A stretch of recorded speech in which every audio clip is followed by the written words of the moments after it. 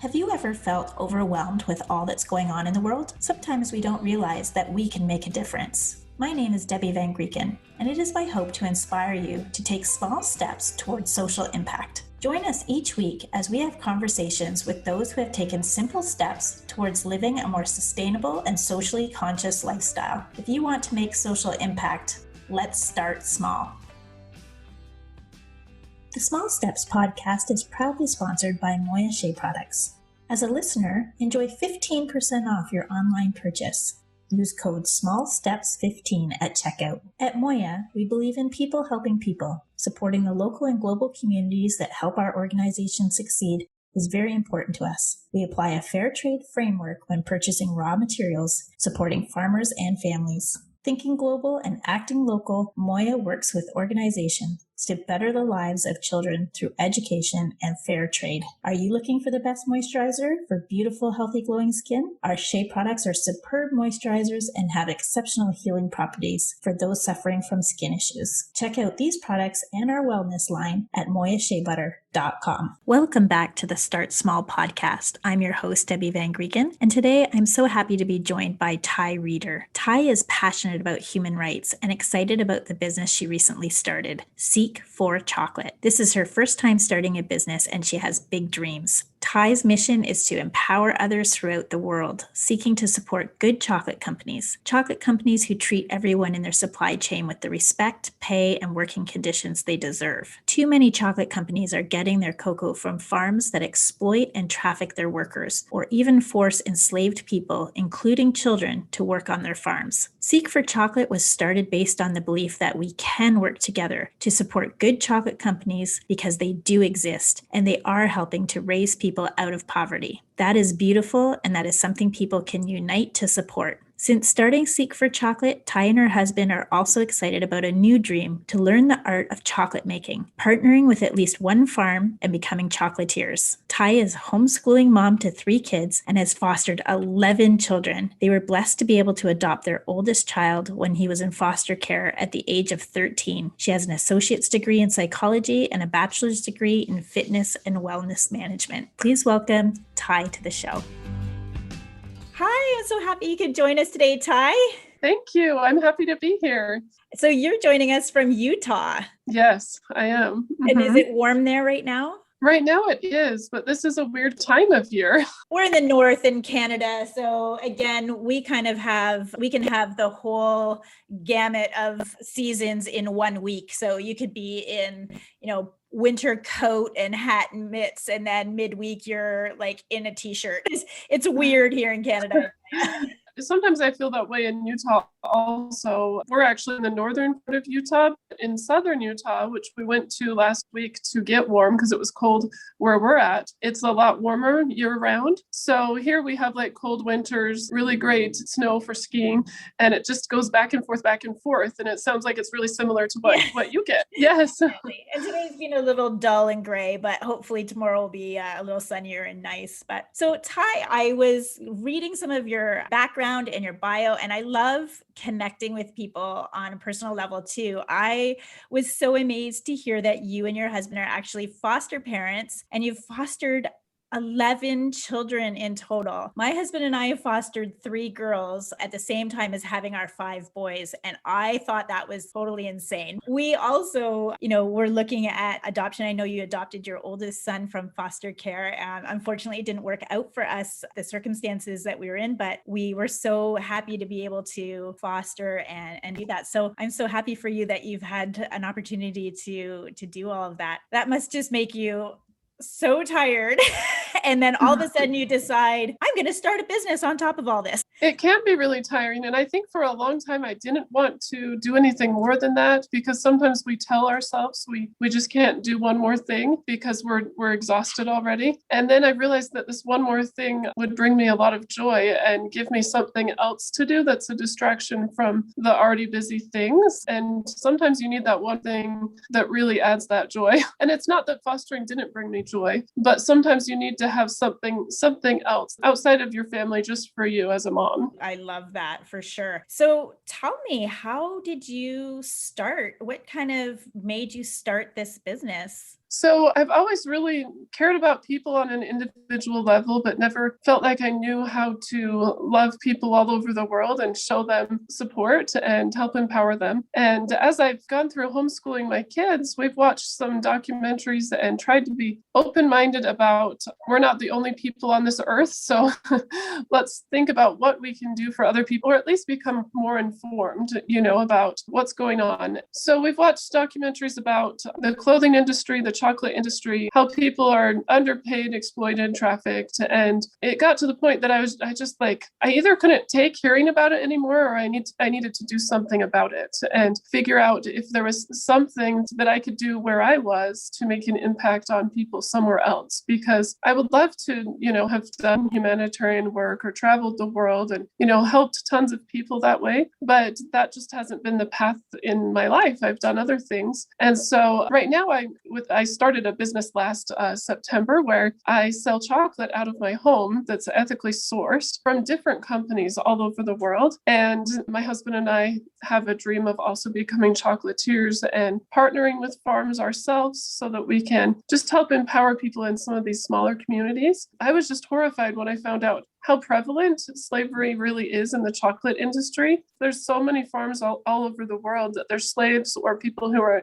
trafficked, which is the same thing, or exploited and just not paid enough. And even the owners of these plantations just aren't given enough money in order to be able to pay either their employees or not feel like they need to look for people to traffic, which is not okay, but the whole system is just really messed up, It really is. I've heard it said before, chocolate's so sweet, but there is this bitter side to it because the chocolate industry does have a lot of problems. I think that our listeners would be really shocked to hear some of the statistics. I know from doing my own research too, that only 12% of the sales of chocolate are fair trade, and 9% of that 12% are women growers. So there's a lot of chocolate that's not being produced ethically. And when I heard that the profits that are made from the chocolate industry, we're talking 135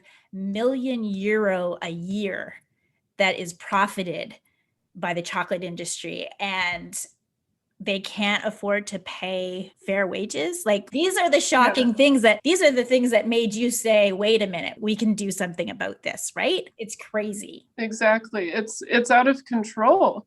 And the big chocolate companies have a lot of excuses, and I'm not accepting them anymore. I just didn't want to hear any more excuses, because there's no reason that anybody should have to be exploited and not paid enough at our expense just so we can have a sweet treat for less. That's not okay. Right. And I think it was in 2001, there was a document signed, and they had until 2008 in order to kind of clean up the industry and make sure that there was no child labor. And, through my own research, and I'm sure yours as well, we've discovered that still has not happened. And there still is quite a problem. Specifically, we know that 42% of the cocoa sales come from the Ivory Coast, and there is a lot of trafficking to the plantations there. So a lot of children working. It's overwhelming. And what I always say is, instead of getting overwhelmed, let's talk about the small steps we can take. Tell us about some of the companies that are doing it right. Who can we support, and why is it so important to keep supporting these ones getting it right? Yeah, so I've actually been surprised how many I've found.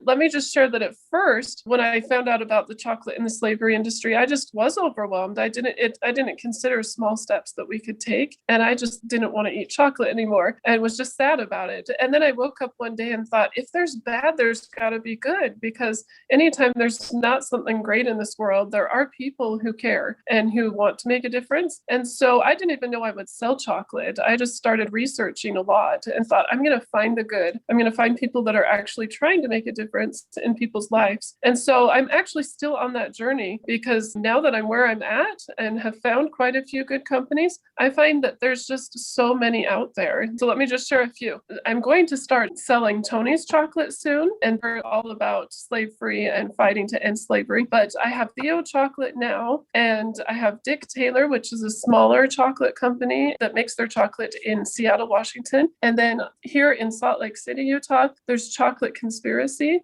and Taza, which is a direct trade chocolate company. And they have quite a few products. And they are one of the first companies that started doing direct trade instead of fair trade.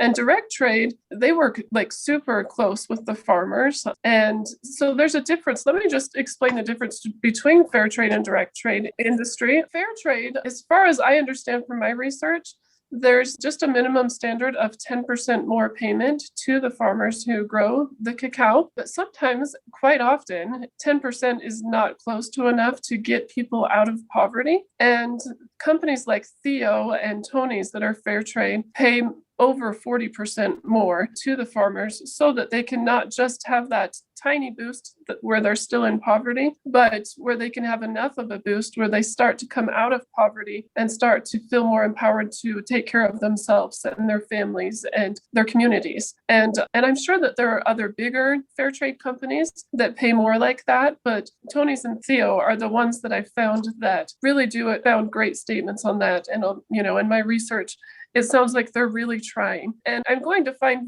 more, I'm certain. But what I'm adding more and more to my shop is the direct trade companies like Dick Taylor and Taza and Mayana and Mirzam. Those are the ones that come to mind right now, Omnom. And some of them don't say fair trade or direct trade on the packaging because it can cost more for that kind of certification. Right. But if you look on their websites, they have so much information about where they're sourcing their chocolate from and why. And they're all on the same team of people, throughout the world that are uniting to end slavery, in the chocolate industry. And I think fair trade is beautiful. And I'm so glad that that is a thing that exists. But I also think that if people really cared about who made their stuff, then fair trade wouldn't be so necessary. You bring up a great point because people do need to know the difference between direct trade and fair trade. And, my company, Moya Shea Products, I work on the fair trade principles, but I am a direct trade as well. So I actually travel to Uganda and work directly with the farmers there and using and implementing fair trade principles, but again, going over above because we agree that,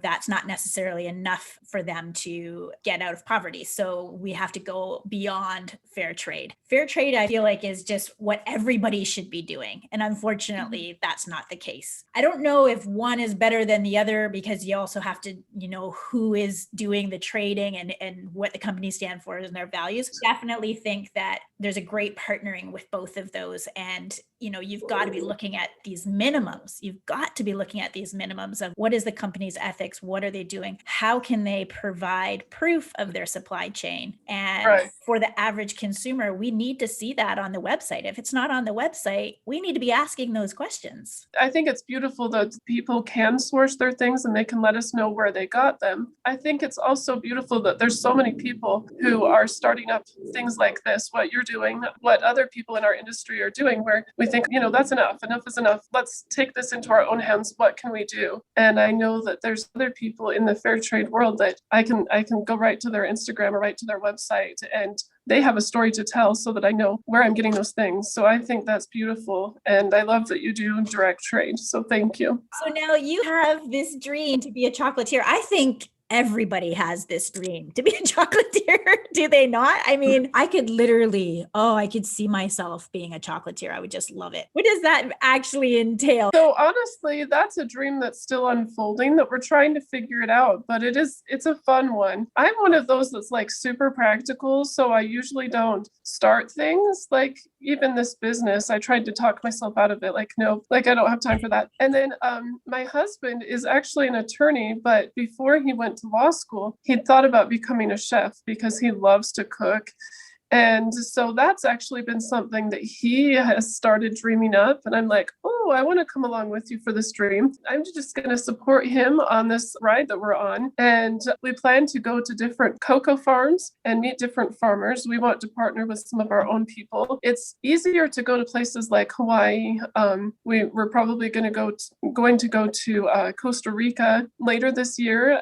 And he has a friend who went on vacation to Costa Rica recently. his wife went on a zip line, just for fun. And the person who was working the zip line thanked them, over and over again for just coming and giving them business in, with anything, and said that they were their first business in 6 months in Costa Rica for these things. And so that's the place that we might want to partner with. We looked at a cacao farm that's about 5 miles away from where we're thinking of staying. And we can see that there's a need in that community, but there's so many cacao farms, all over the world. And where cacao can grow, because it can grow 20 degrees north and south of the equator. So we want to travel a lot. And right now, he's just going to get smaller equipment so that he can make it his hobby to just learn how to make chocolate at home. Right.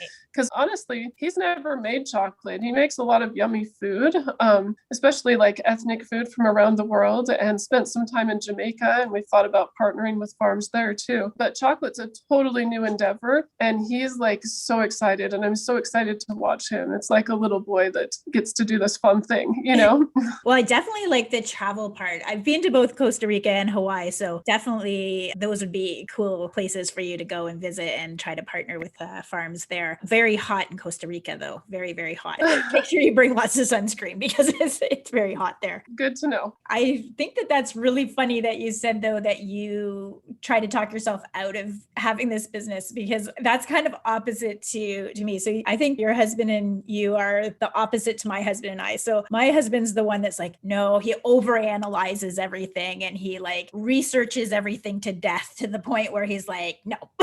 And I'm like, I'll just be like, okay, let's just do that. And then I think about it halfway into it. I'm like, oh, I maybe should have thought about that a little more. I think I'm getting there more. I really do. I think I lived most of my life not allowing myself to dream about anything fun. I think it was more of a survival mechanism of, I don't know, I struggled with a learning disorder growing up. And I feel like I learn well now, but you just kind of like, there's certain hoops you need to jump through to be a successful person in the world's standards. And so I was so exhausted from school that I think I didn't allow myself to actually enjoy much of life or dream. And then once I, probably just a couple of years ago, I started to open up my brain and, I got to a place in my own mental health where I was like, oh my goodness, like this is what dreaming feels like. And so now the sky's the limit when it comes to my dreams.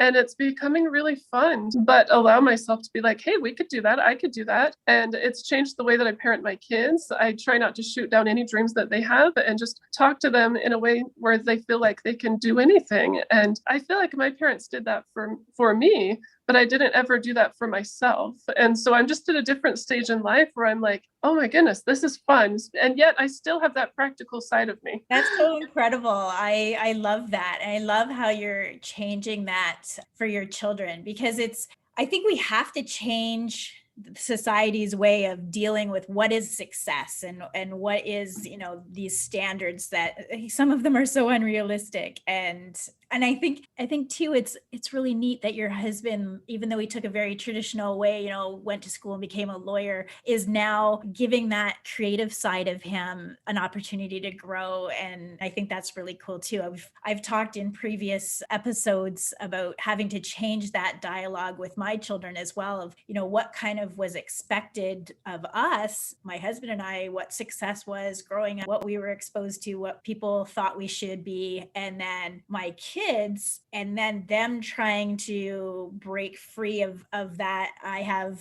talked about two of my sons tree plant for jobs, and they live in the wilderness for like 6 months. And one had been on an episode, you can catch that with one of my sons, Hayden, in one of an earlier episodes. And he, converted a van into a mobile home, and he is traveling, and he's, got this sense of freedom, and he's experiencing nature and helping to, protect the environment and stuff. And there's people in our lives who would look at that and say, oh, you went off the rails with that one, didn't you? And I'm like, no, like he's doing fantastic. I mean, I always love that when I call up and I'll say, how's it going? And he's like, I'm so happy. And I'm like, isn't that what success is? To There be you go. back and say I'm happy. I'm like, so it's been changing those dialogues for myself, for our family, for the kids. And yeah, I think it's so necessary that we do this. And I'm thrilled for you guys that you're having this time in your life where you can do that. And your kids how old are your kids now? They're 11, 15, and 18. So incredible that they can watch you go through this journey and learn from you and really be mentored into how they can live their dreams too. Thank you. I'm excited about that too. And now that you mention that, I realized that my family knew that I wanted to start this business, but I just felt too scared. And my son, who's 18, and he's the one we adopted when he was 13, he pestered me almost every single day. When are you going to do it, Mom? When are you going to do it? Like, what's holding you back? Because he just didn't understand why I wouldn't just go for it. And finally one day I was like, I'm doing it. And he was so excited. And my family's been such an amazing support. We're enjoying this so much. That's incredible. I saw a quote today. It was actually on another podcast quote. And the gentleman said, we're not afraid to fail. We're afraid to fail in front of other people.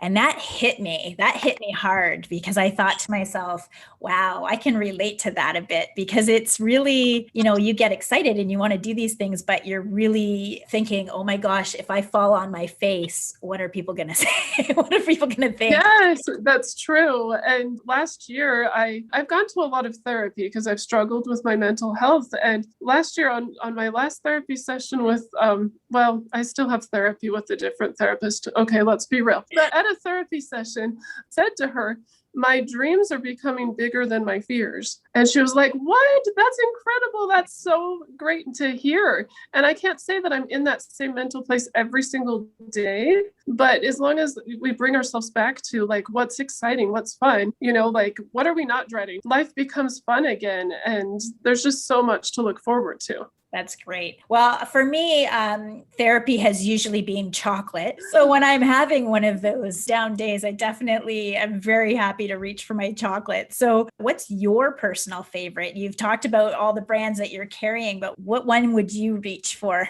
I love them all for different reasons. My favorite one right now is a milk chocolate hazelnut. That's the Dick Taylor brand. That's one of those direct trade craft chocolate brands, but I love, fair trade and direct trade. But there are some others that are just a little bit healthier if I'm in a healthier mood. But yeah, that Dick Taylor milk chocolate hazelnut is so delicious. Oh, so good. I'm always attracted to definitely chocolates with nuts in them. I'm also a mint girl. I love the chocolate mint. I definitely have a weakness for that. But I've also heard that having the dark chocolate is very high in antioxidants. And so it's very good for your health. So they say if you have 1 square of dark chocolate a day, it's the equivalent of having a glass of red wine, or just like being really good antioxidants for your heart. So I think that that's a great, yes. thing, and I cling to that. It's true. And if I'm having one of those hard days when I feel like, oh, I can't breathe, then just having one of those squares of dark, high quality dark chocolate that I have, it helps me feel like, okay, I can calm down, I can breathe. Yet I don't have as many racing thoughts, and I can just sit there and enjoy my chocolate. Nice. So now if people wanted to purchase from you, I know that you're in the process of expanding your shipping into an international shipping. There's lots of issues around shipping. Believe me, I totally get it, because my product is also, shea butter is something that melts. And so along with chocolate, we need something so I know that you are working on some of those issues. Right now, you're shipping across the US. So if somebody wanted to purchase from you, do you have a website? What are some of the ways that people can connect with you? So my website is www.seekforchocolate.com. The number 4, Seek for Chocolate. There's also Instagram, my Seek for Chocolate Instagram. You can message me. You can put through the order online, on the website, or I can put together a custom order for you and email you an invoice. Just reach out if you have any questions about ordering anything. But I put together gift boxes for birthdays, Mother's Day's coming up. I can do gift boxes for that, but just individual orders. I'm putting together a subscription program also. So that's something fun. I'm going to have different levels, and there will be a simpler level where it's just, here's a couple bars I want to count on each month. And then there will be a level above that that's, here's these bars, and then a surprise bar every month, and especially as I keep adding different chocolates from different companies to my shop as I continue to research and find these amazing companies. I want people to be able to try those, and I'll have different types of subscriptions for like dark chocolate lovers, milk chocolate lovers, or I just love chocolate, give it all to me, That's the one I think I'd sign up for sure. Me too, honestly. And I've been thinking I need to create a subscription box for myself each month, because that would be something fun to look forward to, because I pay myself full price to help my business grow. And like, nope, I'm going to pay full price for this. Yeah. So do I, and it helps me decide, do I really need chocolate right now? Because there is a level, and there comes a point in time where enough has to be enough. So tell me, how did you land on your name? So Seek for Chocolate. What is the background of the name? So it started with my Instagram page called Seek for Fair, and I still post on that all the time. I just wanted a place to share ethical shopping ideas, fair trade, repurposed, thrifting, supporting local businesses, just things like that, handmade items, and sharing things that people make. Started there because I was seeking for what's good. I felt like I didn't know more than the average person, and I just wanted to take small steps. And I figured if I had a place to just report on what I was learning, then maybe other people would want to join me and learn something new and feel like they could take the next small step to just, change one thing about what they do to become a more ethical shopper and consumer. And then it turned into, when I decided to sell chocolate, I wanted a separate place for people to know about that. So then I started the Instagram Seek for Chocolate, and that's where my website is for purchasing chocolate. That's awesome. I love that. And yeah, we're definitely on the same page there. I just wanted to create something that people could take these problems in the world that just become so big. And sometimes you think, there's nothing I can do about it personally, but we really can by taking these small steps. And it's amazing where these small steps lead us. I mean, for me, I started taking, these small steps into switching my chocolate to fair trade and switching my products to fair trade and educating the community. And then it turned into a business like you, and then it turned into a podcast. And I don't know what's going to come next, but it's so incredible that these small steps take us on this really big journey. It is. And it's fun, especially talking to somebody like you who allows, you've allowed yourself to dream. And it's fun to connect with people who are doing these great things, and we support each other by saying, yeah, let's do this. Let's each do our own thing to, just in our corner of the world so that we can make a difference. Yeah, absolutely. And because when we all come together and we're all doing these things, like what a huge impact we're making. So it's so great. I've really enjoyed meeting you today and talking with you. I'm so excited about your business. You land up starting it during a global pandemic. I feel very bad for you, but I feel like there's really no place but up from here for you. Because that's true. Yes. I was talking to a local business owner, and she heard that I'd started selling chocolate maybe 3 or 4 months ago. And she said, how's it going? And I said, exactly like I want. I don't know what I'm doing yet. So I'm just taking it one step at a time, and it's slow growth, but I'm figuring it out. So honestly, this is the best time, because really there's only up to go. Yeah, awesome. I can't wait to see where you head. And I'm just imagining the growth that you will do over the next few years. And I'm excited to watch that journey through social media and connecting with you. And you're welcome to come back at any time. And we can't wait to hear about the journey of being a chocolatier with your husband. And I really wish him the best with that, because I think that's an amazing creative outlet for him, and I'm sure it will bring so much joy. So. Thank you. We're really excited also, and I appreciate you inviting me to be a guest on your show. Well, it's been lovely having you, and I can't wait. We'll make sure we have all of your information in our show notes so listeners can connect with you. They can purchase your chocolate, and if they're in the States, they're lucky because they can get it right away. And fellow listeners in Canada will be anxiously awaiting some international shipping to come our way so that we can jump on board and get that as well, because I certainly think that subscription box sounds like the way to go. Awesome. That sounds great. Thank you. Thank you. And I hope you have a wonderful day. Thanks so much for joining us. Thank you for listening to Start Small. I hope you enjoyed today's episode and found a small step you can take today. Make sure you share it with a friend. And if you have not done so yet, Make sure you hit the subscribe button, and if you are enjoying this podcast, consider taking a moment and leaving us an honest review in your Apple podcasting app so more people can be inspired to take small steps towards social impact.